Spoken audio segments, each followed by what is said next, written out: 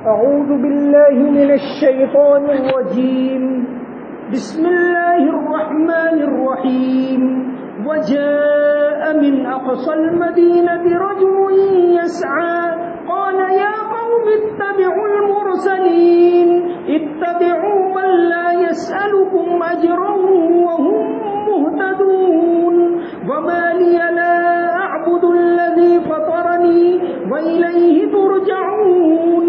أأتخذ من دونه آلهة إن يردني الرحمن بضر لا تغني عني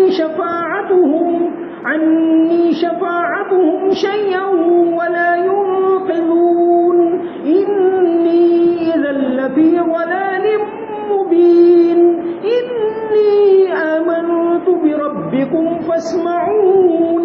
صدق الله العظيم.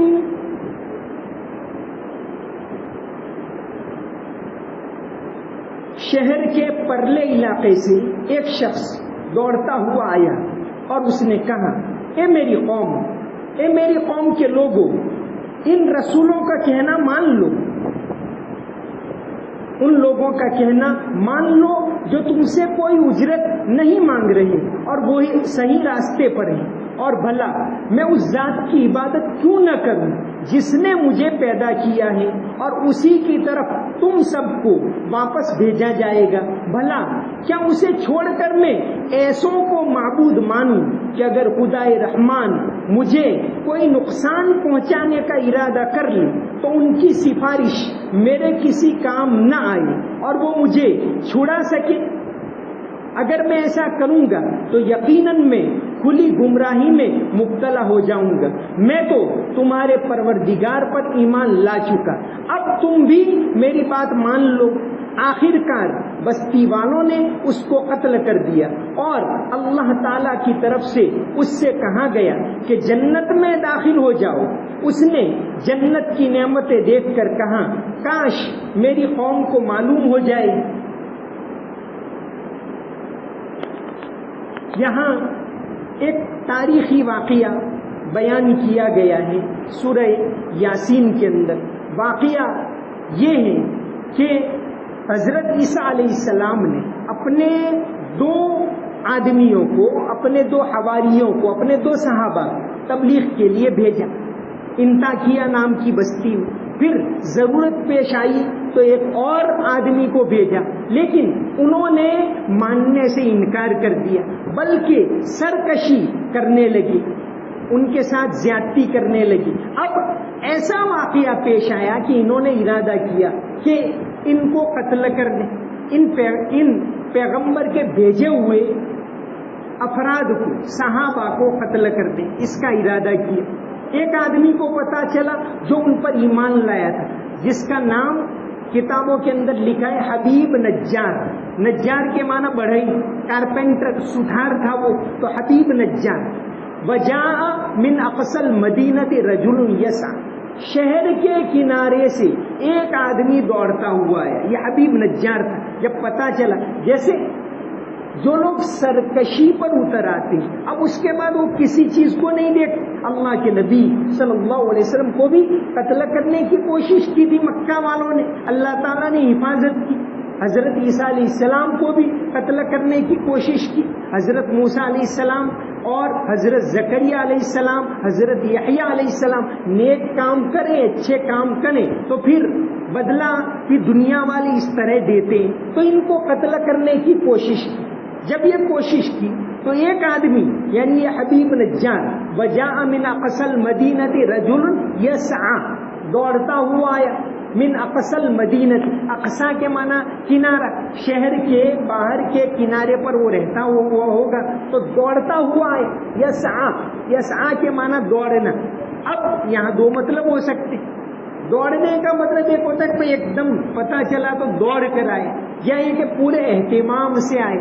جیسے سعی، حج کے اندر سعی کرتے ہیں، سعی کے اندر جو درمیان میں جو گرین لائٹ ہوتی وہاں ذرا تیزی سے چلنا ہوتا ہے. دوڑنا تو اس کو نہیں کہیں گے، ذرا تیزی سے چلنا ہوتا ہے. جو لوگ ایک دم دوڑتے ہیں وہ بھی صحیح ہے. میلین اخضرین جن کو کہتے ہیں، 2 ہری ہرے نشانات حضرت حاجرہ علیہ السلام کی سنت کی پیروی کرتے ہو. اللہ تبارک و تعالیٰ نے ایک عورت کو اتنا مقام دیا کہ قیامت تک لوگ ان کی نقل کریں گے حج میں. تو یہاں لفظ آتا ہے اس کو سعی کہتے ہیں. اسی طرح قرآن کریم میں ایک اور لفظ آتا ہے یا ایھا الذین آمنوا اذا نودی للصلاۃ من یوم الجمعۃ فاسعوا الی ذکر اللہ وذروا البیع، کہ جب جمعہ کی اذان ہو جائے تو سب کچھ چھوڑ دو اور دوڑ پڑو. تو اب اس کا مطلب دوڑنا بھی ہوتا ہے، اور دوڑنے کا مطلب یہ ہوتا ہے پورے اہتمام سے اب سب چھوڑ دو، تمہارا دھیان وہی ہونا چاہیے. جمعہ کے دن جمعہ کی اذان ہو جائے اس کے بعد دوسرے سارے کام کرنا منع ہے. اسی لیے اذان اور خطبے میں ٹھیک ٹھیک فاصلہ تو رکھنا چاہیے، حد سے زیادہ فاصلہ بھی نہ ہو تاکہ لوگ اٹھتا نہ جائیں. تو یہاں فسعوا دوڑ کر آؤ. جمعہ کے دن جب اذان ہو جائے، جس مسجد میں آپ اذان نماز پڑھتے اس مسجد کی اذان ہو گئی، اب خرید و فروخت کرنا، دوسرے دنیاوی کام کاج کرنا یہ بالکل منع ہے. اب نماز کا اہتمام کرو. نماز ہو گئی، اب آپ جو کرنا چاہو کر سکتے ہو. فَإِذَا قُضِيَتِ الصَّلَاةُ فَانتَشِرُوا فِي الْأَرْضِ وَابْتَغُوا مِن فَضْلِ اللَّهِ. نماز پوری ہو گئے، تمہارے کام دھندے سب میں لگ جاؤ. باقاعدہ قرآن نے کہا وَابْتَغُوا مِن فَضْلِ اللَّهِ. لیکن جب اذان ہو جائے تو اب نماز کے لیے ایک دم دوڑ پڑو، جلدی سے آؤ. تو یہاں یہی لفظ ہے کہ وَجَاءَ رَجُلٌ مِنْ أَقْصَى الْمَدِينَةِ وَجَاءَ مِنْ أَقْصَى الْمَدِينَةِ رَجُلٌ يَسْعَىٰ، کہ ایک آدمی شہر کے کنارے سے دوڑتا ہوا آیا، حبیب نجار، اور اس نے لوگوں کو دعوت دی. لوگوں کو کہا بھائی تم یہ کیا کر رہے ہو، اچھی بات نہیں ہے، یہ لوگ تو تمہیں دین سکھا رہے ہیں. اچھا، اور ایک بہت اچھی بات کہی، اتبعوا من لا یسألکم اجرا وهم مہتدون، کہ تم ان کی بات مان لو. ایک شارٹ آیت ہے لیکن بہت جامع آیت. اتبعوا مان لو، من لا یسألکم اجرا جو تم سے کوئی بدلہ بھی نہیں مانگتے، وهم مہتدون اور وہ سیدھے راستے پر. دو ساری باتیں اس کے اندر آ گئی. ایک تو دعوت بھی دے دی اتبعوا مان لو، اور ایک جامع بات ہے. دو باتیں بتائی کہ پیغمبر ایک تو تم سے کچھ مانگتے نہیں کہ بھئی ہم تم کو دعوت دے رہے ہیں، ہم تم کو سکھا رہے ہیں تو تم ہم کو یہ دو وہ دو، کوئی اجرت نہیں مانگتے. قل ما اسألکم علیہ اجرا، قرآن کریم میں یہ بار بار پیغمبروں کے قصوں میں بات آئی ہے کہ پیغمبر کوئی اجرت نہیں مانگتے کہ ہمیں بدلہ چاہیے، اس کا کوئی خیال بھی نہیں رکھتے. ان کا کام تو یہ کہ بھائی کسی بھی طرح لوگ اللہ کی طرف مائل ہو جائیں، اللہ کی طرف آ جائیں. دعوت دینی ہے، دین کا کام کرنا ہے، تو اس میں یہی ہوگا کہ کڑن ہو دل میں بھائی کسی بھی طرح لوگ اللہ کی طرف مائل ہو جائیں. اسی لیے آپ صلی اللہ علیہ وسلم بھی بار بار جاتے تھے. دائی کا کام یہاں کہ بھئی صبر کرو اور بار بار جاؤ. سامنے والا کچھ بھی سناتا ہے تو سن لو. اگر دعوت کا کام کر بھئی وہ تو نہیں مانتے، میں کیا کروں، میں نہیں جاؤں گا، تو نہیں. یہ دائی کا کام تو یہ ہے کہ بھئی سامنے والا جھڑکے، سامنے والا کچھ بھی کرے، جیسا کہ آگے یہ واقعہ آ رہا ہے. تو فرمایا اتبعوا من لا یسألکم اجرا وهم مہتدون، کہ وہ ہدایت یافتہ بھی ہیں اور کچھ اجرت بھی نہیں مانگتے، تو تم ان کی بات مان لو. یہاں معالم العرفان کے اندر ایک اور بات بھی لکھی کہ آدمی دعوت کا کام کرے، جیسے مولانا الیاس رحمت اللہ علیہ کا اصول یہ تھا. ایک تو یہ کہ قرآن کی آیت أَتَأْمُرُونَ النَّاسَ بِالْبِرِّ وَتَنْسَوْنَ أَنفُسَكُمْ، کہ تم لوگوں کو تو کہتے اور اپنے آپ کو بھول جاتے. تو مطلب یہ کہ آدمی پہلے اپنے آپ کو بھی یاد رکھے، لیکن یہ نہیں کہ آدمی خود عمل نہیں کرتا تو دعوت نہ دے. بلکہ مولانا الیاس رحمت اللہ علیہ نے تو یہ بات لکھی ہے کہ اگر کسی وجہ سے آدمی خود عمل نہیں کر پاتا پھر بھی وہ دعوت دے. دعوت دینے کے کام کی ایک الگ ذمہ داری، وہ دعوت دے گا تو اس کو خود کو احساس ہوگا کہ بھئی میں کہہ رہا ہوں اور میں خود تو کرتا نہیں، تو خود آئے گا. دوسروں کو دعوت دیتا ہے تو خود عمل کے اوپر آئے گا. تو دعوت دے گا تو عمل پر آئے گا، اور دعوت دے تو عمل کرے پھر دے، دونوں باتیں. تو فرمایا اتبعوا من لا یسألکم اجرا وهم مہتدون. دوسرا یہ کہ وہ ہدایت کے اوپر ہے، سیدھے راستے کے اوپر ہے، صحیح راستے کے اوپر. وَمَا لِيَ لَا أَعْبُدُ الَّذِي فَطَرَنِي وَإِلَيْهِ تُرْجَعُونَ. اب وہ آدمی کہہ رہا ہے کہ میں تو ان کی بات کو مانتا ہوں، جس نے مجھے پیدا کیا میں تو اسی کی عبادت کروں. لوگ اس کو بھی روکنے لگے. حبیب نجار جس کا نام تاریخی روایتوں کے اندر آتا ہے، تو پیغمبروں کو بھی قتل کرنے کا ارادہ کیا اور ان کو بھی روکنے کی کوشش کی. پھر بھی انہوں نے اللہ کے پیغام کو پہنچانا جاری رکھا اور یہ کہا کہ میں تو پیروی کروں گا. اب ان لوگوں نے حبیب نجار کو بھی قتل کر دیا. جب انہوں نے دعوت کا کام جاری رکھا، مانا نہیں، تو ان کو قتل کر دیا. تو دعوت کا کام، دین کا کام کریں تو اس میں حالات آتے رہتے. نبی کریم صلی اللہ علیہ وسلم کے اوپر بھی حالات آئے. اس سلسلے میں طائف کا واقعہ بڑا اہم ہے، اور انہوں نے حبیب نجار نے لوگوں نے تکلیف پہنچائی تو دعا کی. وَمَا لِيَ لَا أَعْبُدُ الَّذِي فَطَرَنِي وَإِلَيْهِ تُرْجَعُونَ أَتَّخِذُ مِن قِيلَ ادْخُلِ الْجَنَّةَ قَالَ يَا لَيْتَ قَوْمِي يَعْلَمُونَ. مرنے کے بعد بھی جب اللہ تعالیٰ نے ان کو جنت میں داخل کر دیا تو کہا کہ کاش میری قوم کو پتہ چل جاتا. وہاں بھی انہوں نے دعا نہیں کی بلکہ دعا کی. تو آپ صلی اللہ علیہ وسلم کا طریقہ یہی رہا. طائف میں آپ صلی اللہ علیہ وسلم گئے. جب نبوت کے 10ویں سال اب لگا کہ بھئی مکہ والے مان نہیں رہے، تو آپ نے ایک نیا مقام تلاش کیا دعوت کے لیے، اور وہ طائف.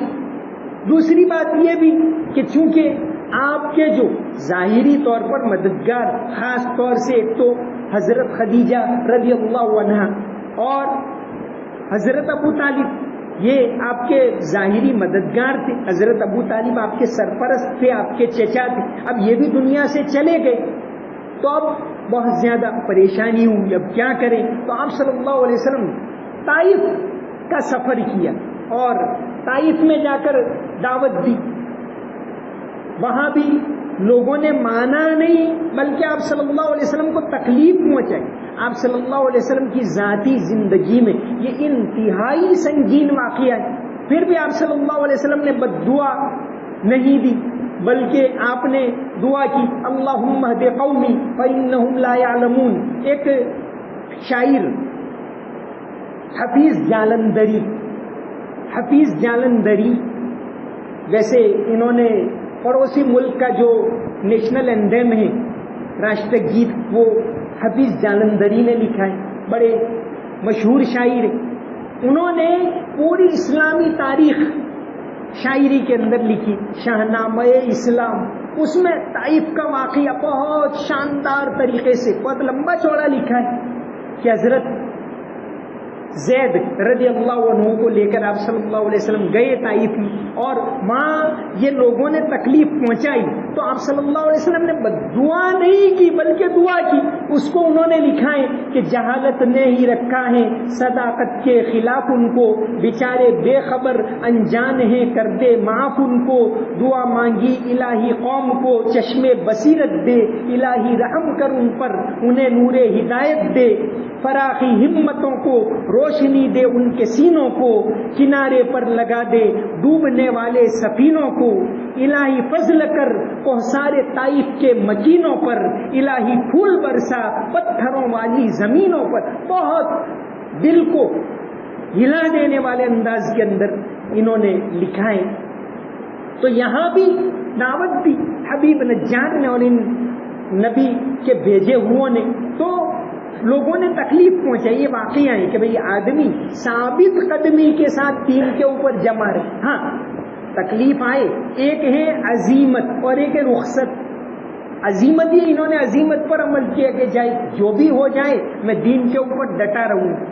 ایک رخصت ہوتی کہ آدمی کے اوپر کہیں ایسے حالات آئے اور اب اس کے لیے کوئی گنجائش نہیں ہے بچنے کی، تو ایسے وقت میں آدمی اگر زبان سے کفر کا کلمہ بولے، ہمارے ملک کے اندر ایسے واقعات کئی مرتبہ پیش آتے، تو ایسے وقت میں آدمی اگر زبان سے کفر کا کلمہ بول دے تو اللہ تبارک و تعالیٰ معاف کریں گے.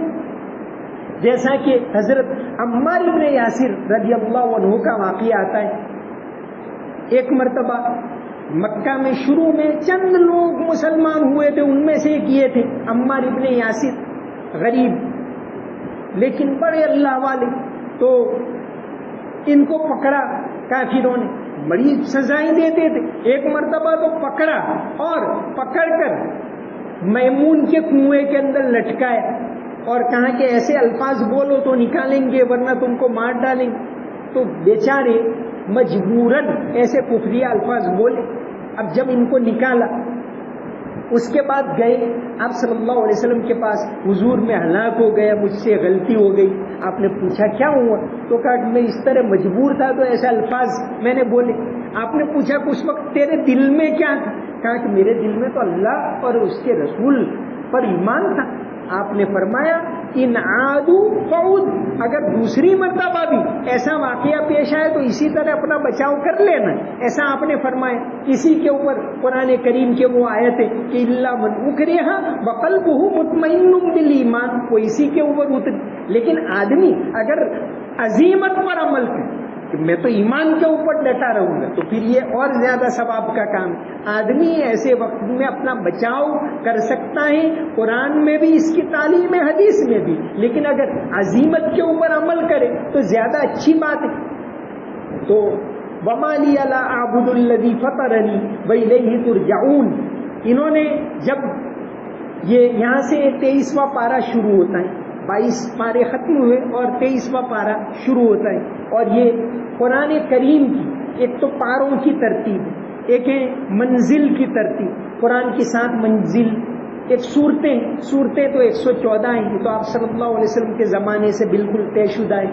اسی طرح 7 منزلیں تھیں قرآن کریم، وہ بھی آپ صلی اللہ، روایت میں ملتا ہے آپ صلی اللہ علیہ وسلم کے زمانے سے ہی تھی. قرآن کی 7 منزلیں ہیں.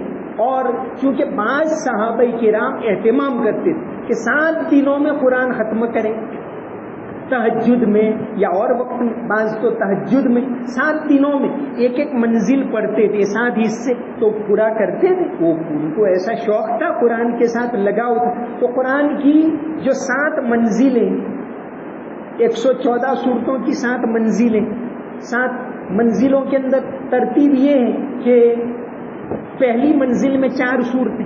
لیکن اگر سورہ فاتحہ کو الگ کر دو، پورے قرآن کا انٹروڈکشن ہے وہ تو سورہ فاتحہ، تو پہلی منزل میں 3 صورتیں، دوسری میں 5، تیسری میں 7، چوتھی میں 9، پانچویں میں 11، چھٹی میں 13 اور 7ویں میں 13، 5، 65. یہ منزلوں کی یہ ترتیب ہے کہ پہلی میں 3 صورتیں، پہلی منزل سورہ بقرہ، آل عمران اور نساء. پھر دوسری منزل کے اندر سورہ مائدہ سے 5 صورتیں، پھر تیسری میں 7، چوتھی میں 9، پانچویں میں 11، چھٹی میں 13 اور 7ویں منزل میں 65 صورتیں سورہ قاف سے لے کر.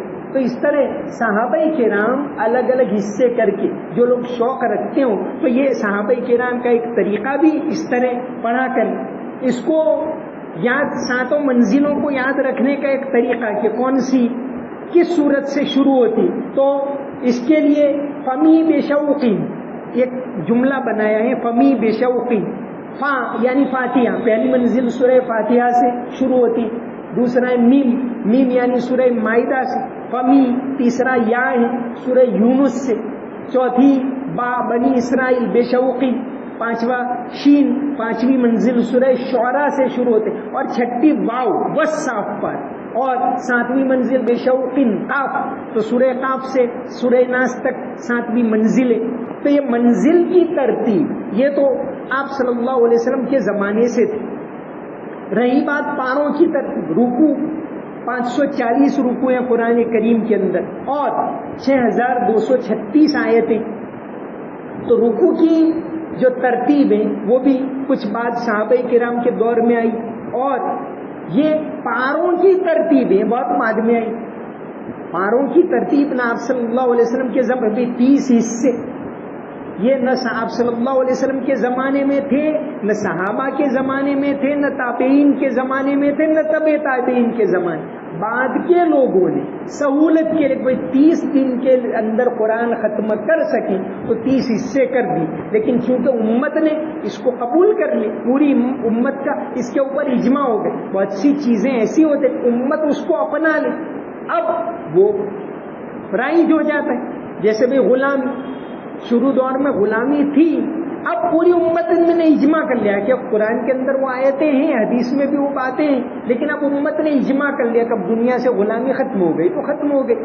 تو اس طرح امت نے 30 پاروں کے اوپر اجماع کر لیا، یعنی اس کو مان لیا، اپنا لیا۔ پوری دنیا کے اندر جہاں بھی قرآن کریم چھپتا ہے تو اسی ترتیب سے چھپتا ہے، ورنہ پاروں کی ترتیب میں تو کیا ہوتا ہے، جیسے یہ واقعہ آدھا 22ویں پارے میں رہ جاتا ہے، بلکہ آدھی بات کہ اتبعوا من لا يسألكم اجرا وهم مهتدون، ابھی ان کی بات پوری نہیں ہوئی، آگے وما لی لا اعبد الذی فطرنی، حبیب نجار کی یا یہ نیک آدمی کی بات چل رہی ہے، لیکن پارا وہاں ختم ہو گئے۔ تو پارے کی ترتیب جو اس لیے رکھی ہے تاکہ 30 دن پڑھنے میں سہولت رہے، ورنہ یہ ترتیب بعد میں آئی۔